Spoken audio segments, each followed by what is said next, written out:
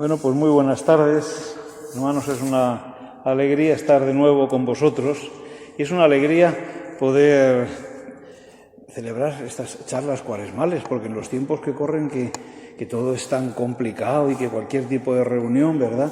Bueno, vosotros, gracias a que sois muy animosos y a que además vuestra iglesia es amplia y aquí pues se puede uno estar tranquilamente. En una iglesia pequeñita como la mía pues es difícil, ¿eh? De manera que es una gran alegría también por ese motivo, porque cada cosa normal que podemos hacer en estos tiempos anormales y extraños, pues es para dar muchas gracias a Dios. Además me alegra mucho pues veros, reencontraros y me siento en casa con vosotros. Así que gracias. Si os parece, nos vamos a poner en pie y empezar por invocar al Señor. En el nombre del Padre y del Hijo y del Espíritu Santo. Amén.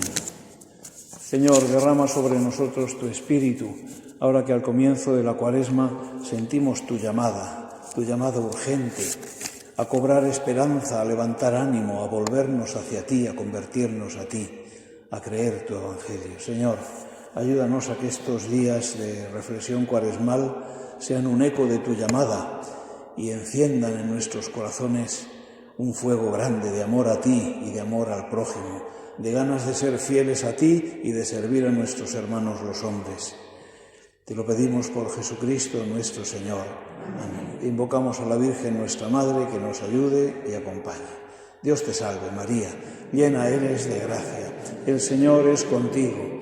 Bendita tú eres entre todas las mujeres y bendito es el fruto de tu vientre, Jesús. Santa María, Madre de Dios, ruega por nosotros pecadores, ahora y en la hora de nuestra muerte. Amén. En el nombre del Padre y del Hijo y del Espíritu Santo. Amén. Muy bien. La prudencia de vuestro párroco le lleva a decirme que sean unas charlas breves. Han de serlo. Breves. Tampoco nos enseña Jesús a confiar en la palabrería, ¿verdad? Sino que vayamos al grano. Es decir, cuando digáis sí, que sea sí, cuando digáis no, que sea no, y cuando recéis, no seáis como paganos charlatanes. De manera que ojalá que con pocas palabras baste para que nuestro corazón se abra un poco más esta tarde al Señor. Al decirme que eran 3 charlas, pues yo pensé, bueno, ¿de qué puede ser bueno hablar? Y he llegado a la conclusión de que en este tiempo estamos aprendiendo muchas cosas, pero quizá una de las más importantes es a ir a lo esencial. Estábamos acostumbrados a tener muchas posibilidades, a tener pues mucha amplitud y quizá podíamos estar un poco dispersos en 1000 cosas. Cuando nos hemos tirado 2 meses y pico que no podíamos ni reunirnos para celebrar la Eucaristía, más pobre no se puede ser. Hemos ido aprendiendo a ir a lo realmente esencial. Y por eso he pensado yo que en estas 3 charlas vamos a tratar de las 3 dimensiones esenciales de nuestra condición cristiana. Aquello que el Señor nos llama a renovar en esta Cuaresma para celebrar dignamente la Santa Pascua. Nuestra condición cristiana, nuestra condición bautismal, ¿verdad? Y esas 3 dimensiones esenciales son pues las 3 virtudes teologales: fe, esperanza y caridad. Por eso os invito a que hoy reflexionemos un momento sobre la fe, sobre nuestra fe y sobre qué implica vivir la fe en los tiempos que corren, porque es ahora cuando queremos vivirla, ¿verdad? En el hoy, en el ahora y en nuestro día a día. Hay quien piensa que la fe es cuestión de creencias. Es cuestión de creencias. Y entonces, por ejemplo, ahora hay mucha gente que recibe por el telefonillo esos mensajes que manda y dice: ay, mira, haz no sé qué oración y reenvíalo a 10 y si lo haces con fe, pues te va a pasar no sé qué cosa buena, pero ojo que como no lo hagas te va a pasar no sé qué cosa. Eso es fe. Eso es credulidad como poco. En realidad es superstición. Eso no es fe. Hay gente que, a falta de la auténtica fe, se cree cualquier tontería, y que si pones un circulito con un cordel y unas plumas colgando, que por lo visto lo hacían los indios de no sé dónde, de las estepas americanas, pues eso va a quitar los malos espíritus. ¿Eso es fe? Que si tocas un cascabelito, no sé, ¿eso es fe? Hay muchísimas supersticiones y muchísimas credulidades en nuestro tiempo que nada tienen que ver con la fe. La fe es algo mucho más grande, mucho más hondo y mucho más serio. Hay también quien piensa que la fe es cuestión de opiniones, de ideas, aun ideas teológicas, aun ideas acerca de Dios, que la fe se confunde con la doctrina de la fe, que está resumida en el credo, por ejemplo, ¿verdad? Pues hay quien cree que tener fe significa estar de acuerdo con el credo y todas las cosas que enseña la Iglesia, decir, sí, Señor, yo también las creo. No, hermanos, la doctrina de la fe es un elemento importantísimo de la fe, pero la fe es mucho más que la doctrina de la fe. Tú te puedes saber el catecismo de cabo a rabo y no tener fe. Qué pena si tienes fe y no te sabes el catecismo, estudiatelo, Pero puedes sabértelo de cabo a rabo y no tener fe. No es cuestión de saber doctrinas. La fe es una relación con Dios. La fe consiste en poner a Dios en su sitio. ¿Cuál es el sitio de Dios? Nos lo enseña el primer mandamiento, que de críos lo aprendimos en la versión del catecismo precisamente, que está muy bien resumido. Amarás a Dios, ¿cómo era? Sobre todas las cosas. La Biblia lo dice más pormenorizadamente, con todo el corazón, con toda el alma, con todo tu ser, con todas tus fuerzas. Amar a Dios por encima de todo. La fe es relacionarse así con Dios.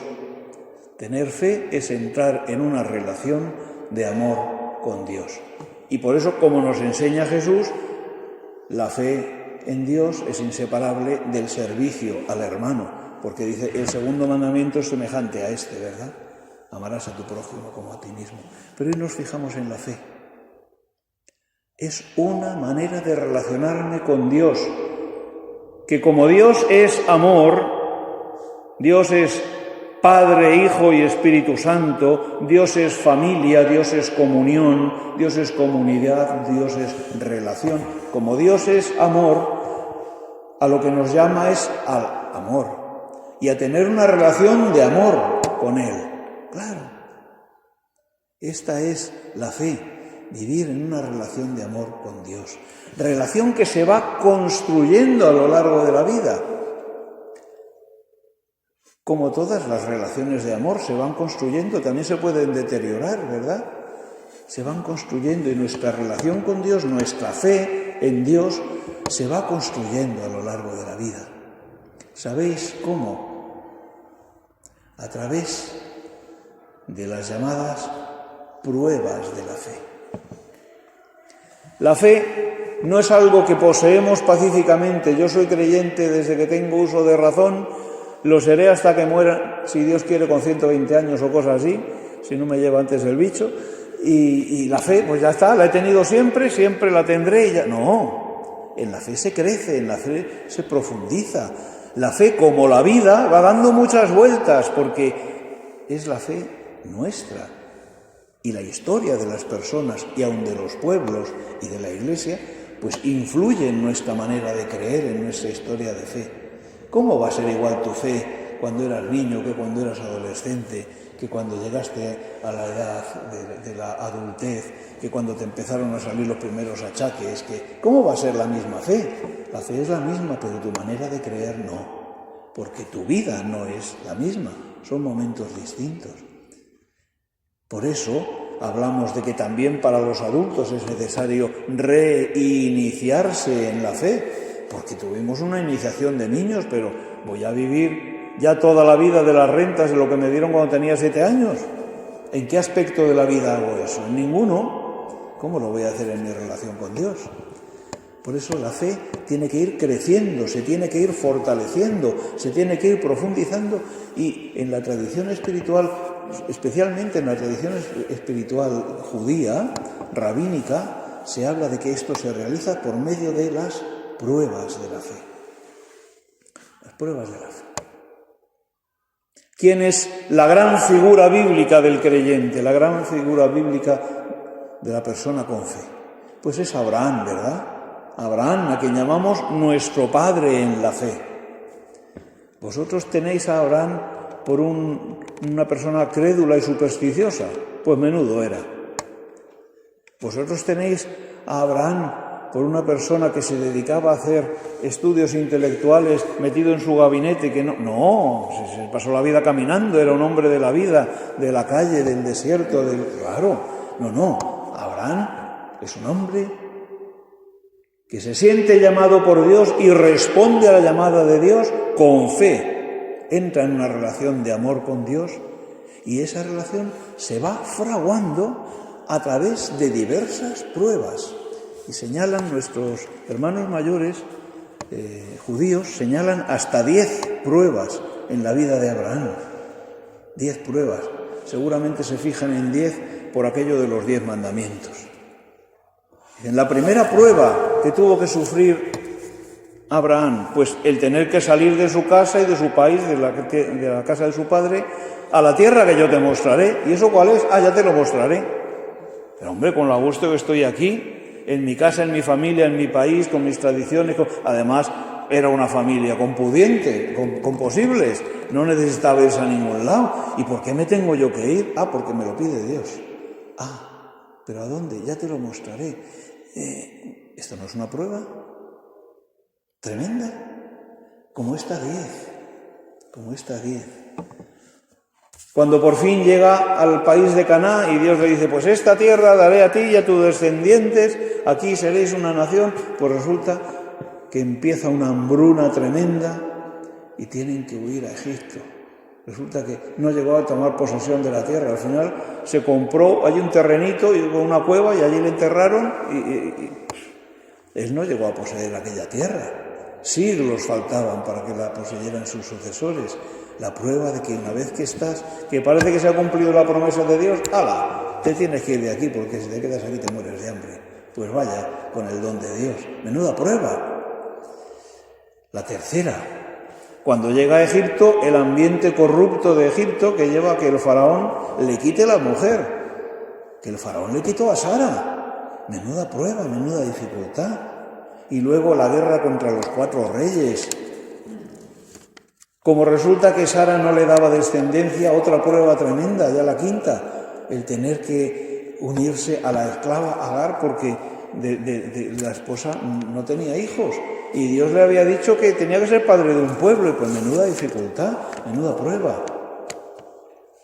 Cuando por fin entra ahondando esa relación con Dios y Dios le dice, te voy a dar un signo de tu alianza conmigo, la circuncisión. Circuncídate tú y a todos los de tu casa. Oye, ya para nosotros ya sabemos que eso es común entre los hebreos, pero cuando se inició el invento, menuda cosa, ¿no? Menuda cosa más rara. Y llevar una marca en tu propio cuerpo, de tu relación con Dios.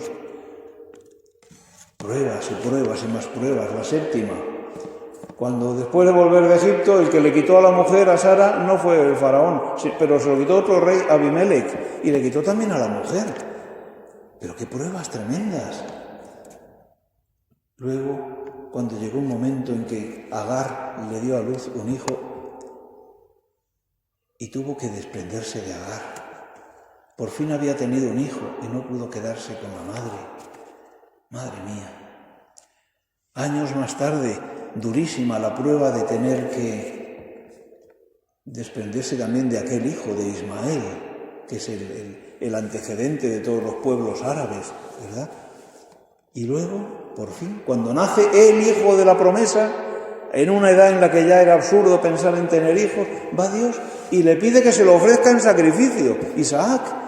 El llamado sacrificio de Isaac, mal llamado porque no llegó a ser sacrificado, ¿verdad? Pero a puntito estuvo. Son pruebas tremendas, ¿no os parecen?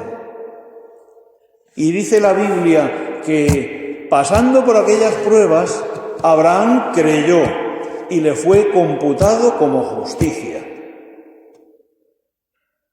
Esa es la fe que justifica. Cuando nos vemos en situaciones duras y elegimos a Dios, frente a lo que nos pide el sentimiento, el sentido común, la opinión de los demás, el interés, las presiones, elegimos a Dios, entonces dice, esta fe justifica. Claro, nuestros hermanos protestantes, a veces esto de que la justificación viene por la fe lo presentan como que si yo digo que creo que Jesús es el Salvador, ¡hala, ya está, ya estoy justificado! No, esto es mucho más grave, mucho más grande. El que cree, elige. Y en cada momento yo tengo que estar decidiéndome por Dios. Y estas son las pruebas. Las pruebas de la fe me llevan a elegir a Dios antes que, insisto, a mi propia opinión, a mi propio sentimiento, a lo que dice la gente, a los intereses, a las convenciones. Ahí se fragua el creyente, en las pruebas. Ahí se fortalece la fe. ¿Necesitamos formación doctrinal? Claro que sí. ¿Necesitamos experiencia comunitaria? Claro que sí. Pero son los golpes de la vida, las ocasiones en las que tenemos que decir, ¿elijo a Dios o elijo a otra cosa en lugar de Dios? Y ahí es donde se ahonda la fe, ahí es donde crece el creyente. Y se preguntan estos mismos rabinos que elaboraron esta lista, que por cierto es un rabino español grandísimo, famosísimo, Maimónides. Maimónides es un grandísimo sabio español, judío, de la época de la expulsión de los judíos en la época de los reyes católicos, pues Maimónides dice, bueno, ¿y por qué somete Dios a prueba al creyente? Si Dios ya lo sabe todo, ya sabe si vas a superar la prueba o no. Mira, es que Dios no te pone a prueba para ver cómo reaccionas. Dios te pone a prueba para ayudarte a crecer, para tu bien. Las pruebas son para el bien del creyente. No son, en esto son distintas las pruebas de las tentaciones. Las tentaciones no vienen de Dios, vienen del demonio, y lo que quiere el demonio con las tentaciones es a ver si te lleva a pecar, ¿verdad? A ver si te aparta de Dios. Las pruebas, no son para ver si te apartas de Dios, son para que te enraíces más en Dios. Pues hermanos, ¿por qué os hablo de este aspecto de la fe como prueba? Porque yo creo que estamos viviendo una época de grandes pruebas. No os estáis sintiendo duramente probados. Especialmente en este tiempo absurdo, delirante que estamos viviendo con la epidemia. No solamente, porque las pruebas son muchas. Y ahora parece que el mundo empezó en febrero del año pasado y que el mundo lleva muchas vueltas dadas, ¿verdad?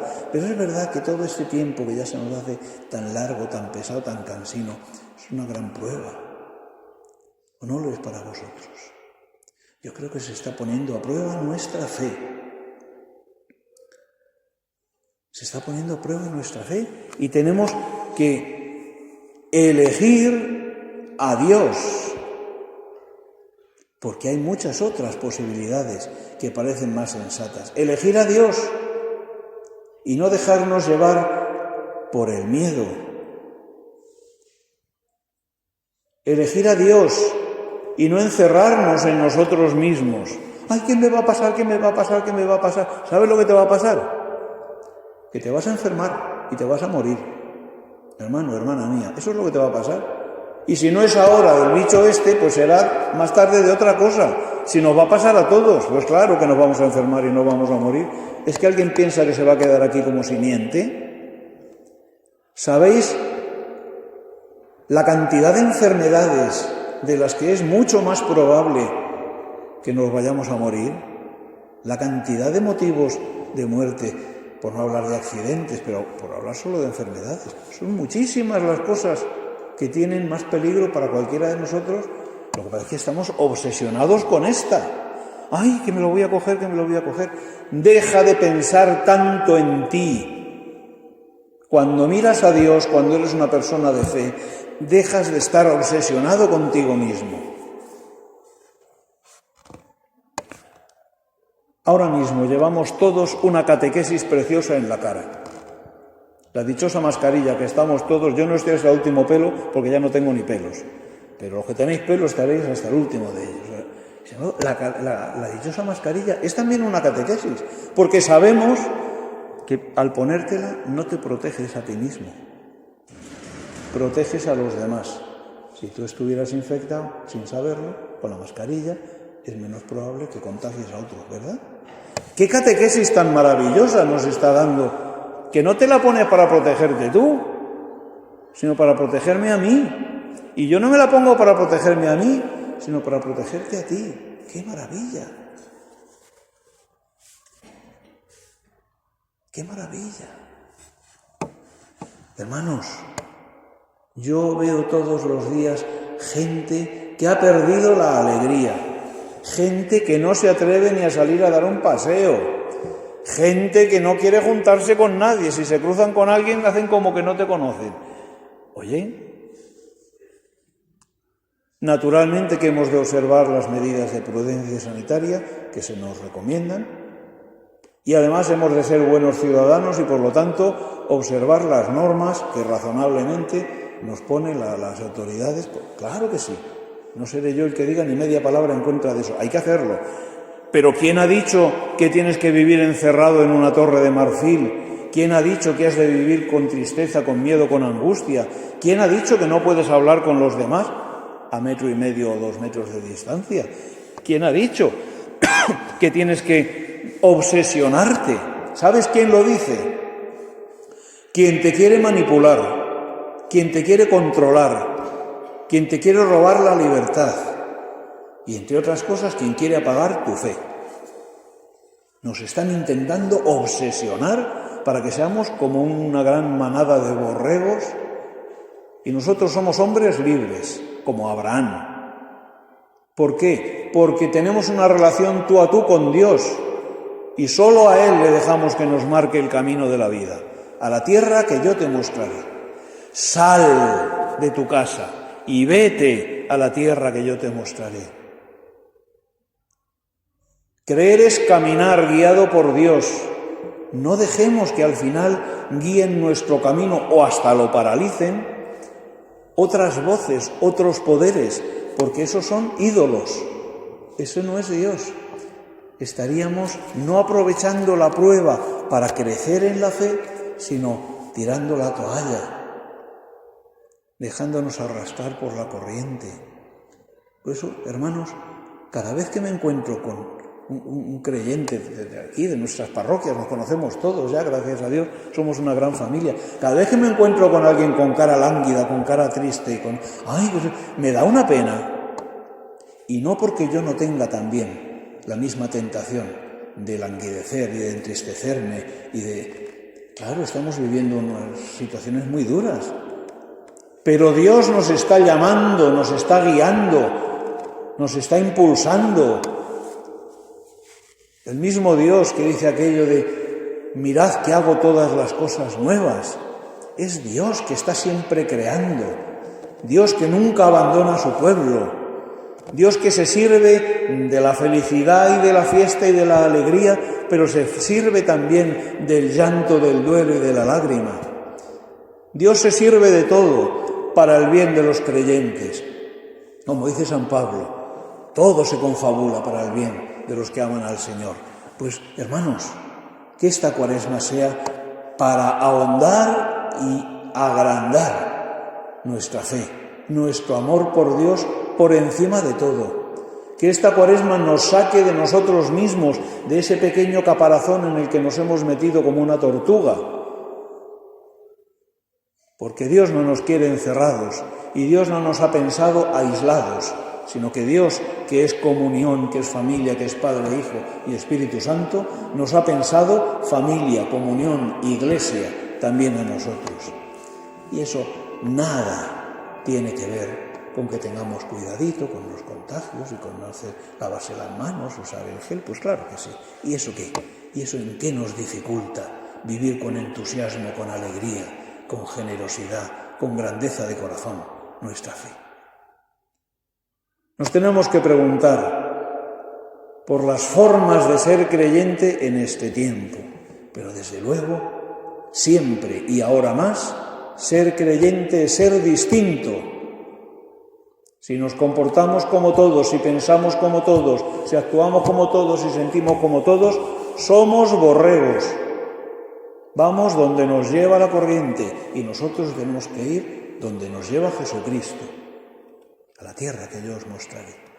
Así que, hermanos, aquí concluyo para no alargar. Renovemos nuestra fe en esta Cuaresma.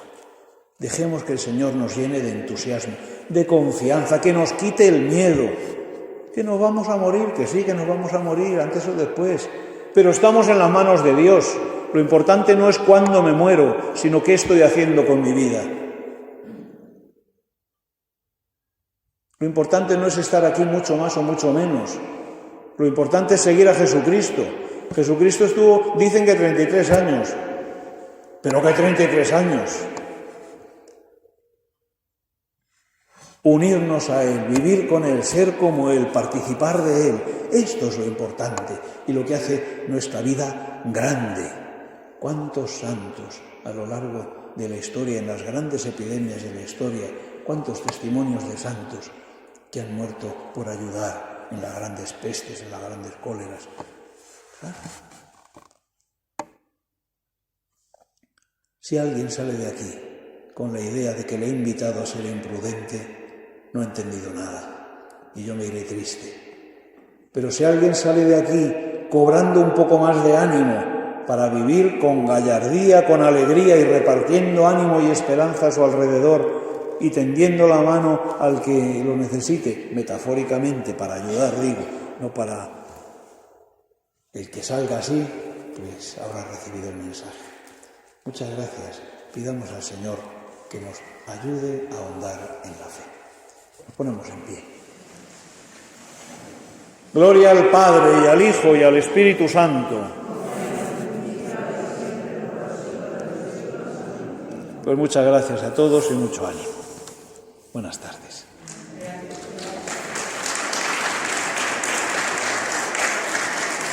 Gracias.